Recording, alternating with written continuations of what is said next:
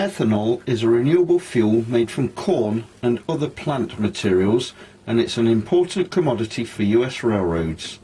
The US ethanol industry and railroad carloads of ethanol has grown tremendously since methyl tertiary butyl ether, a gasoline additive, was banned from use in 2006.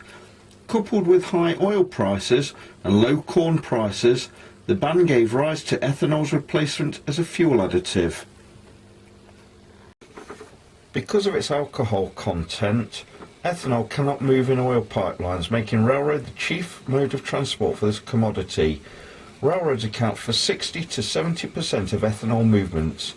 Each of the 7 US Class 1 railroads transport ethanol, with some serving many plants, and an estimated 15 to 20% of ethanol rail movements originate on short lines and regional railroads. Not surprising given the rural nature of many short lines and much of America's ethanol production.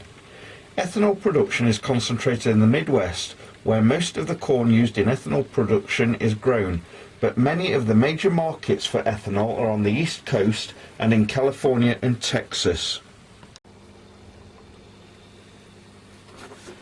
On the Montrose and Highland Railroad, there is a steady flow of ethanol from a plant in Cambridge, Nebraska. Trains run from here to Frazeysburg in Ohio on a daily basis, hauled by Norfolk Southern locomotives, and provide a vital source of income to the Class 2 railroad company.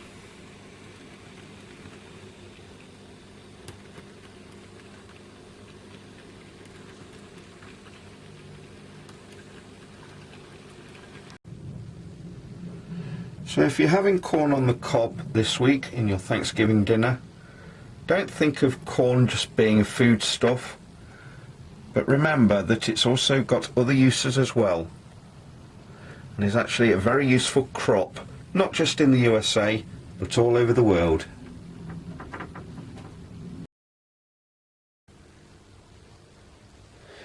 Work has started on upgrading the scenery on the Montrose and Highland Railroad, starting in this corner at Cherry Valley and Blue Haven.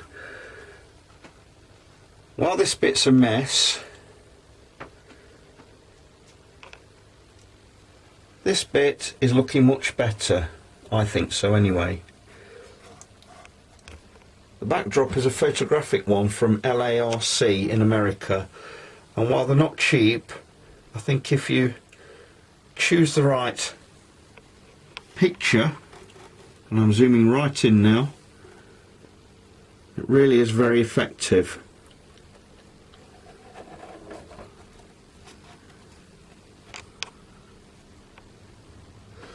I'm hoping to do some more three-dimensional landscaping in front of the backdrop, and also I need to blend in this little plateau here, which helps to support the layout. I can't really remove it, otherwise the layout will end up on the floor, so I'll have to work around that, I'm afraid, but I'm sure I can do something with it.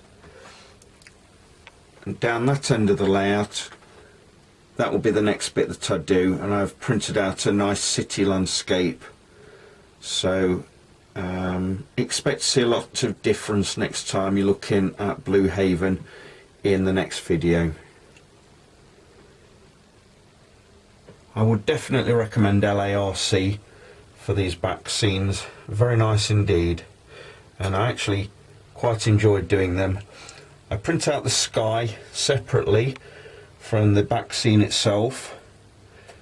I cut the back scene off the backing paper and glue it to the sky, and I like the effect that I get. The sky is actually thicker paper than the backdrop itself, and although you can see some of the joins, I'm hoping to be able to merge them in a little bit better as I go along. Let me know what you think.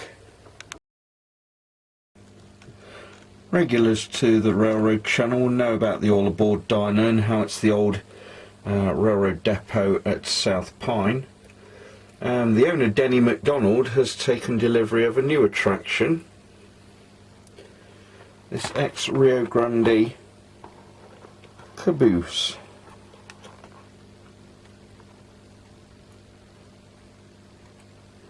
I wanted to have a caboose on the layout as an attraction here, I went to a place in Virginia last year and they had a caboose in the town centre, and I thought what a great scenic attraction it would be, and I've seen it done on several other layouts since as well, and I think it makes a very attractive scenic feature.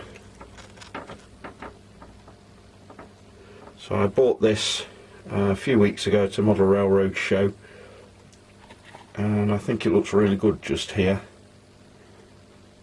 I'm not sure how they managed to get the piece of track or the caboose in place, presumably with a crane from the track side or from the road here. Would have been a bit tight to get it in there if they put rails in. That's where it's going to be for now. I might move it yet.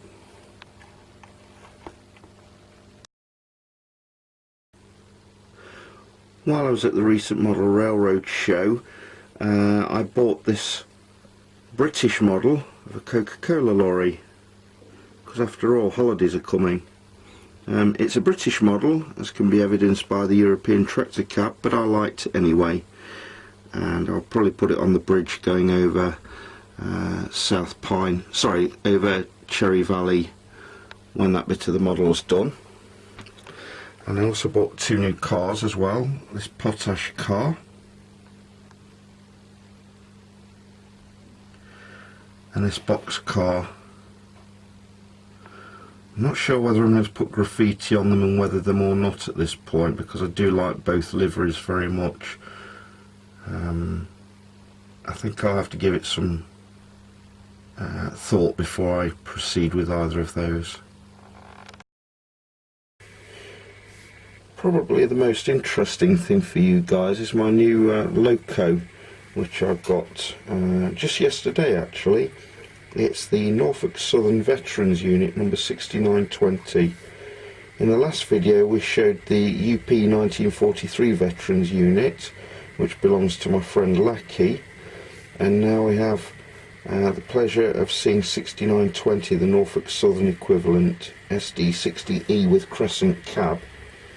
There's only one thing I would say about this loco that goes to its detriment, and that's that the front lights aren't very bright on it. It's a nice loco, very nice indeed, and I'm overall very happy with it. So that's pretty much it for this episode of the Montrose and Highland Railroad, almost at the half century now. This is episode 49 in the can. There's only one thing left for me to do after asking you to subscribe and like the video if you've enjoyed it, and that one thing is, have a very happy, peaceful Thanksgiving Day. Thanks for watching.